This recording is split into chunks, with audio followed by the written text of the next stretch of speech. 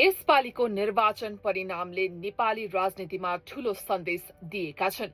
लामो समयदेखि राजनीति गर्दै आएका पुराना नेताहरूको घमण्ड चकनाचुर भएको छ। आफूलाई राजनेता ठान्दै देखाएको दम्बले उनीहरू पछारिएका छन्। यसले विशेष गरी नयाँ पुस्ताको भावना र सोचलाई पुराना दलले बुझ्न चिन्न नसकेको छर्लङ्ग हुन्छ। नयाँ पुस्तालाई बेवास्ता गर्दा त्यसको प्रतिक्रिया अहिले चुनावी परिणाममा लहरका रूपमा देखिएको छ। यो परिवर्तन कुनै एक ठाउँमा सीमित छैन। मेचीदेखि महाकालीसम्म यसको प्रभाव देखिएको छ।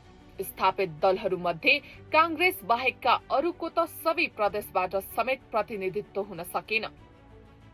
अहिले मत परिणामलाई हेर्दा यो अचानक आएको जस्तो देखिए पनि वास्तवमा पूर्ण रूपमा अनपेक्षित भने होइन।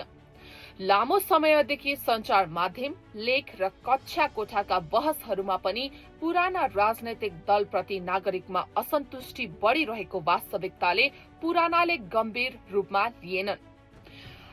पपुलिजमले सत्ता हाक्न सकिँदैन भनेर बदलिदो परिवेशको संकेत स्वीकारेनन्।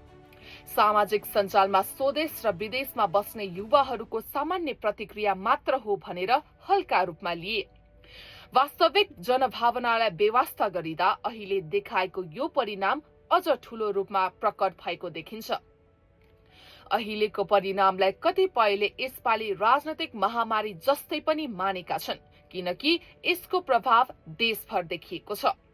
पूर्वदेखि पश्चिम र उत्तरदेखि दक्षिणसम्म धेरै पुराना दलहरू बढारिएका छन्।